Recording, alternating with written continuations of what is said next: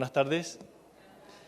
No voy a demorarme mucho en la presentación, ya estamos cansados, muy cansados, 5 de la tarde, finalizando la primera jornada del Congreso.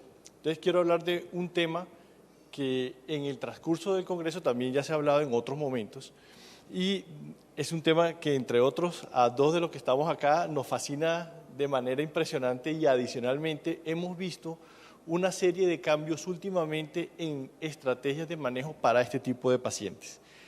Siempre que encontramos o vemos una imagen de estas características, un angioTAC de tórax con un trombo cabalgando, y la presencia de un ecocardiograma, ese mismo paciente con alteración ecocardiográfica sugestiva de disfunción aguda del ventrículo derecho o disfunción del ventrículo derecho, enseguida nos asustamos. ¿Qué le vamos a iniciar, qué le vamos a dar a este paciente para poder mejorarlo? Hoy por hoy en el manejo de tromboembolismo pulmonar, adicional a la anticoagulación, nos quedamos como con pocas opciones. Una de las opciones adicionales es la trombolisis, pero cuando no tenemos, o cuando ya tenemos esas dos opciones y las hemos utilizado y el paciente sigue mal, sigue enfermo, empezamos a pensar qué otras opciones podríamos tener. Y esa estrategia es la trombectomía pulmonar. Es la respuesta a muchas situaciones en cuestión. ¿Por qué? Resulta que cuando tenemos tromboembolismo pulmonar y el tromboembolismo pulmonar no es leve, no es un paciente que está asintomático, sin dolor, cifras tensionales normales, está en el servicio de urgencia en observación, sino que por el contrario el paciente está con dolor. Y adicionalmente las cifras tensionales están limítrofes. Enseguida, la sospecha nuestra ha sido tromboembolismo pulmonar, síndrome coronario agudo o síndrome aórtico agudo. Se le hace el angioTAC y sí, tiene tromboembolismo pulmonar. Pero adicionalmente, cuando encontramos esta relación, la alteración significativa en la relación entre el ventrículo derecho y el ventrículo izquierdo, es cuando empezamos a pensar, de una vez vamos a trombolizar a este paciente, porque la anticoagulación no le va a regalar rápidamente o de manera aguda el ventrículo derecho, que agudamente ha estado afectado.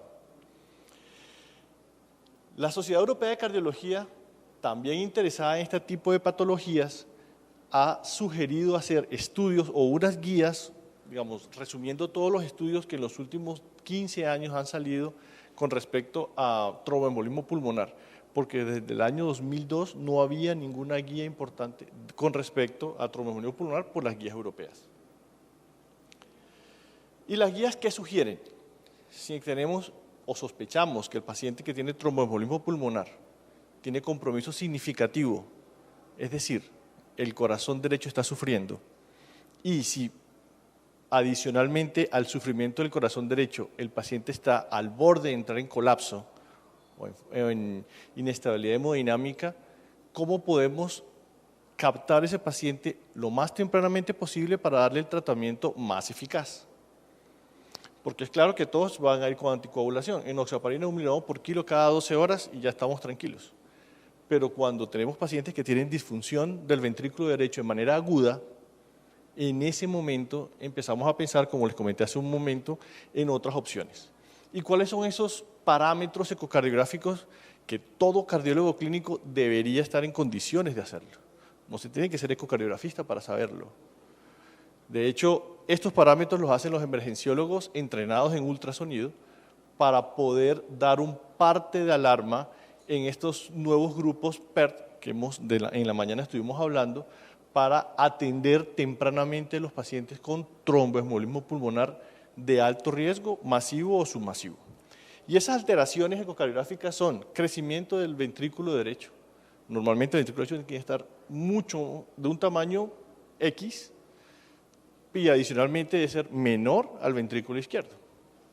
Cuando ha cambiado la dimensión, cuando hay signos de sobrecarga aguda del ventrículo derecho, es decir, que hay arqueamiento del septum interventricular, porque hay mucha presión dentro del ventrículo derecho, se arquea hacia el ventrículo izquierdo.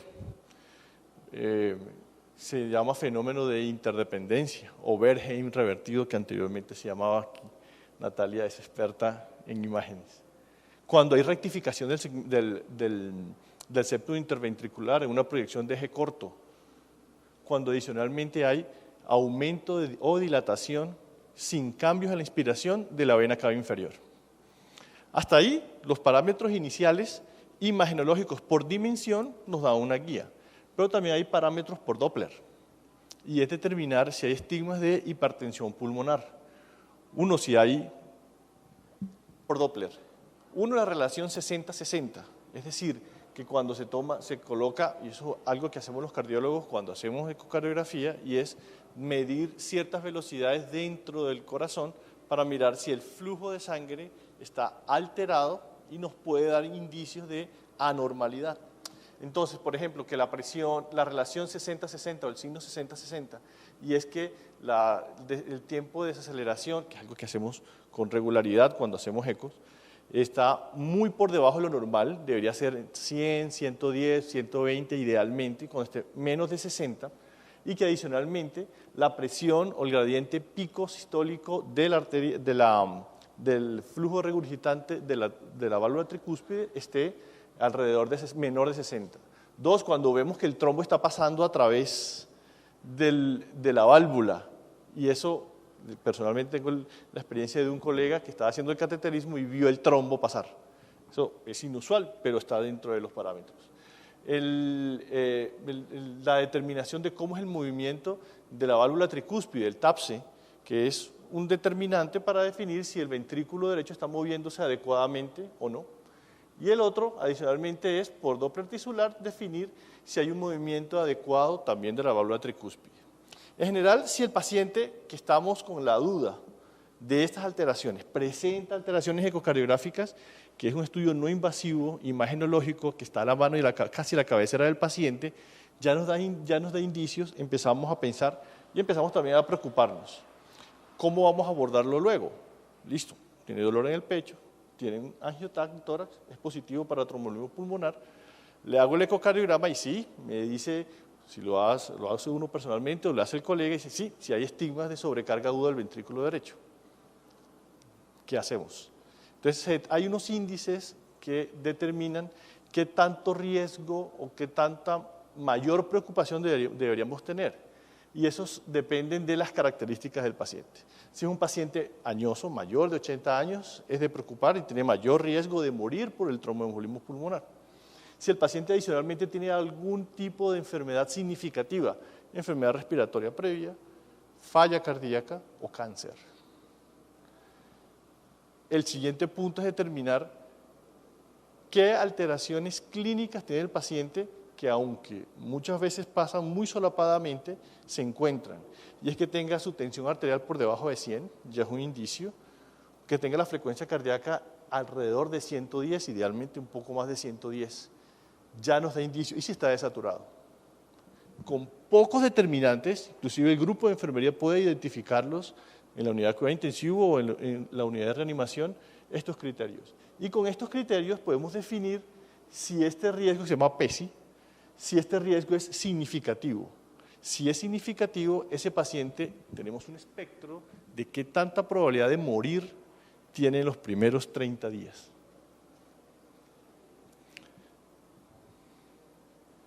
Luego de tener esa clasificación, determinamos dos parámetros más. Uno, si el paciente se toma una prueba de sangre y miramos si el sufrimiento de ese ventrículo derecho realmente se ve, digamos, o es evidente biológicamente. Cuando el ventrículo derecho está sobrecargado, con un esfuerzo adicional se eleva la troponina. Y es un índice o un marcador de disfunción aguda. Y el siguiente es determinar el paciente su inestabilidad hemodinámica. Con esos parámetros podemos definir si el paciente tiene alto riesgo, riesgo intermedio o riesgo bajo. Como casi todo en medicina, o es leve, moderado, severo, o es riesgo alto, intermedio o bajo. Casi todo. Son pocas las cosas que no salen de esos parámetros, ¿cierto? Entonces, devolvámonos un poco. El paciente ya tiene, el mismo paciente, no tiene muchos síntomas, el eco salió regular, sobrecarga ventricular derecha y el paciente tiene 80 años, tiene 90 años y tiene antecedente de cáncer, pero es una persona funcional. Ya ese paciente le da un riesgo alto, es como para dar un ejemplo, un riesgo alto. ¿Y qué hacemos con ese riesgo alto? Vamos a trombolizar, porque la anticoagulación sabemos que no lo va a sacar tempranamente. La anticoagulación no va a alisar el trombo de manera inmediata. No le va a quitar ese tapón de esfuerzo que tiene ese ventrículo derecho para poder funcionar mejor. No, la anticoagulación va a disminuir la probabilidad de que crezca ese trombo que ya está formado. Y al reducir ese riesgo o esa probabilidad de crecimiento, el mismo cuerpo va destruyéndolo. Eso sucede de manera natural y así funciona la anticoagulación en todos los aspectos. ¿Qué hacemos para destruir ese trombo? Pues farmacológicamente podemos utilizar un trombolítico. ¿Cuál de los trombolíticos? Cualquiera. El que tengamos a la mano. Lo podemos utilizar. De hecho, las guías sugieren que es una de las primeras opciones para hacer. Tenemos que anticoagular el paciente, tenemos que darle trombolítico, pero si el paciente por alguna razón, y se los pongo ahora, les voy a devolver la pelota, si el paciente tiene 90 años y tiene cáncer, ¿qué tanto riesgo de sangrado tiene este paciente? Altísimo. Clínicamente no es necesario sacar un Grace score ni ninguna otra digamos, tabla para definir qué tanta probabilidad de que lo que le vamos a administrar para mejorarlo lo puede empeorar. Y ahí, ¿qué hacemos? La opción o el paso a seguir es llevarlo a cirugía, y es la indicación que tiene por guías. Llevarlo a cirugía para retirar ese trombo directamente. Llevarlo a cirugía de corazón o tórax abierto a un paciente con antecedente de cáncer de 90 años. La probabilidad de que el cirujano cardiovascular vaya, lo valore y lo programe y que el anestesiólogo cardiovascular le dé anestesia a un paciente urgente cardiovascular es muy poco probable. Son ciertos sitios con mucha experiencia que nos pueden dar ese aval. Pero este paciente no está en uno de esos sitios. Lo más probable es que no esté. Ojalá fuese así, pero no lo es. ¿Qué nos queda? Bueno, lo que nos queda es de lo que vamos a hablar hoy. Y no me va a demorar mucho, ya yo les prometí que no iba a demorar mucho. Y es la trombectomía pulmonar. Si tenemos un trombo que está obstruyendo el tracto, pero no el tracto de salida, sino la circulación principal pulmonar, lo anticoagulamos y es posible que le funcione, pero a largo plazo o plazo intermedio. Y la trombolisis pudiese o no, porque si lo trombolizamos y mejora, perfecto. Es un riesgo trombolizar un paciente, por ejemplo, muy comórbido. Nos da miedo. Le hacemos la escala y dicen, pues lo puedo empeorar. Pedimos consentimiento informado, hablamos con la familia, a veces la familia dice que no hay nada que hacer. Pues sí, la trombectomía. Y es esto lo que nos ha salvado a muchos pacientes. Voy a devolver un poco. Para definir que un paciente pudiese mejorar con tratamiento anticoagulante o para demostrar que el trombolítico fuese superior al anticoagulante, que era lo único que había o que se utilizaba previamente, se hicieron varios estudios, entre ellos el estudio Peito, que determinó o demostró la comparación de dos estrategias. Un paciente se anticoagula y se tromboliza y el otro solamente se anticoagula. Y se le da un placebo para que, digamos, los pacientes no supieran si estaban recibiendo el medicamento o no. Y sí, fue favorable, es mucho mejor, pero también hay mayor riesgo de sangrado. Realmente la trombolisis no es tan peligrosa como pensamos. Lo que pasa es que cuando la trombolisis induce sangrado, usualmente es catastrófico. El riesgo de sangrado de un paciente con alto riesgo de sangrado y es trombolizado es aproximadamente 12%, 15%, de muy alto riesgo de sangrado. Usualmente esos pacientes no se trombolizan. Entonces, esa es una opción. Sí, perfecto. Y entonces, si la trombolisis no se puede hacer, la trombectomía, ¿cómo la podemos hacer? ¿Cómo se hacía antes? Porque ahora tenemos dispositivos nuevos, recientemente inventados para poder llegar y netamente succionar el trombo y mejorar la situación. Y se deja anticoagulado el paciente. Pero eso es de hace muy poco. Realmente, antes las estrategias que había era intentar disolver, colocar un catéter, no sé si lo conocen, un catéter pigtail, si han escuchado hablar de él, se colocaba en la arteria pulmonar y se giraba el catéter para intentar, digamos, destruirlo, para que se lisara, para que embolizara y pudiese pasar algo de flujo a través de la circulación. Pero eso realmente no funciona muy bien. Otra opción es colocar el mismo catéter e inyectar solución salina a presión. Tampoco funciona adecuadamente.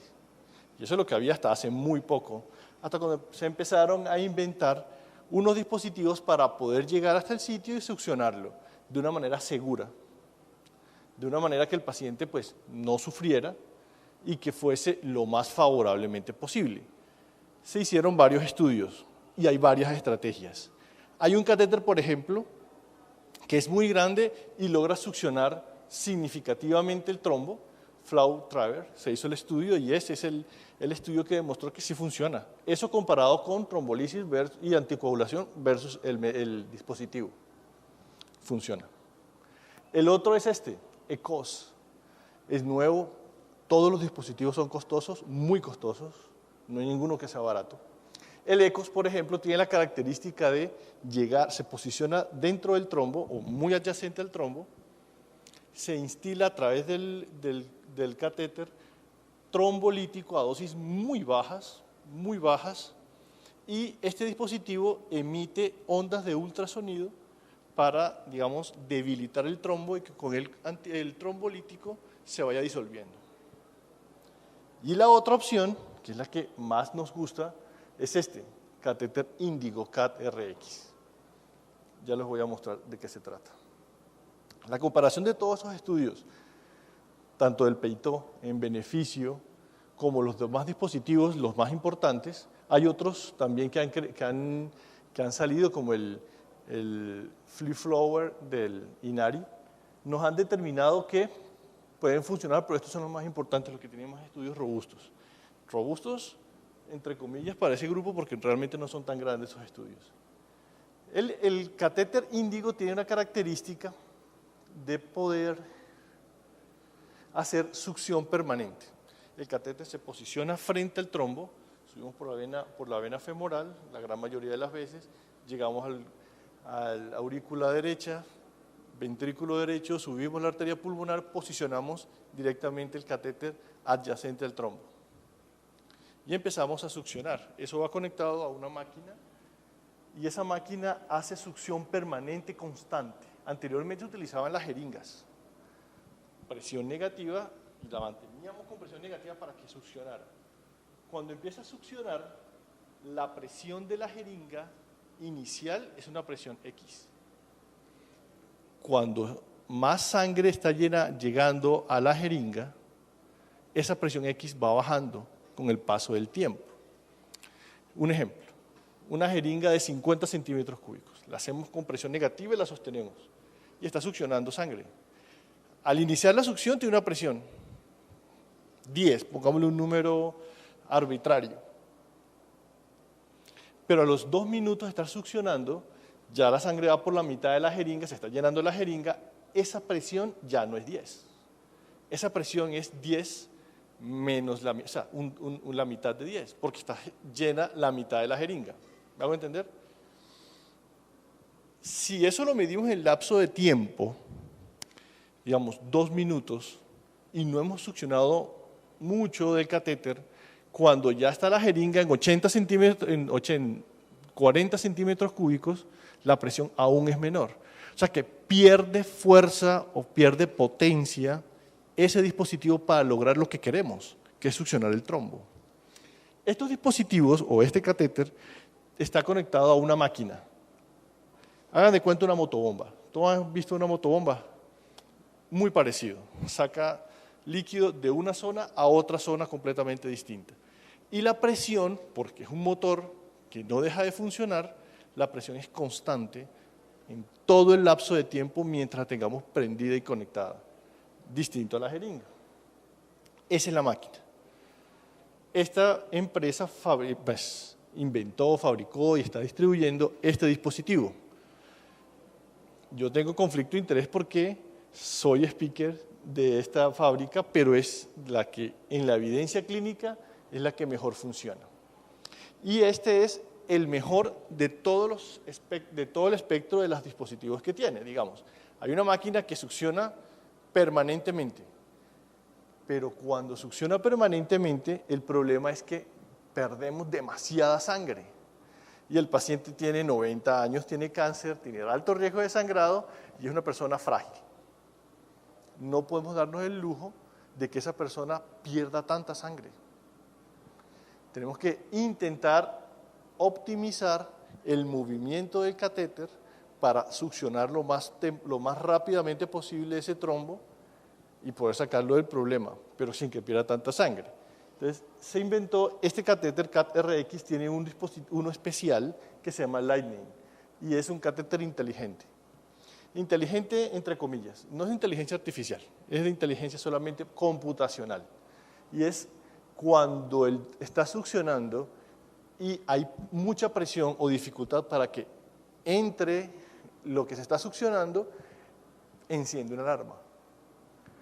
Y nos dice, doctor, pues, no nos dice doctor, pero nos indica, usted está en contacto solamente con sangre.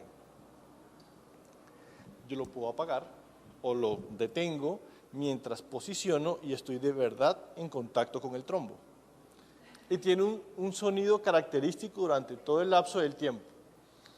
Cuando estamos en contacto con la pared del vaso, que también estamos a ciegas solamente subiéndolo, también nos emite un sonido especial y una alarma, lo cual nos hace disminuir la probabilidad de pérdida sanguínea.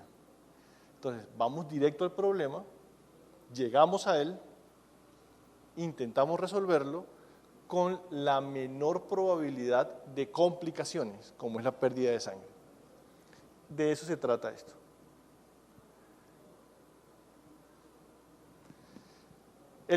Ya para terminar, el tromboembolismo pulmonar de alto riesgo, aquel que tiene compromiso hemodinámico, compromiso de la funcionalidad del ventrículo derecho, clínicamente comprometedor y en pacientes con alto riesgo, es decir, pacientes frágiles o pacientes que tienen inestabilidad o antecedentes de alguna patología significativa respiratoria, cardíaca o cáncer, la trombectomía pulmonar nos ha demostrado que es una estrategia favorable y es una estrategia para tenerla en cuenta.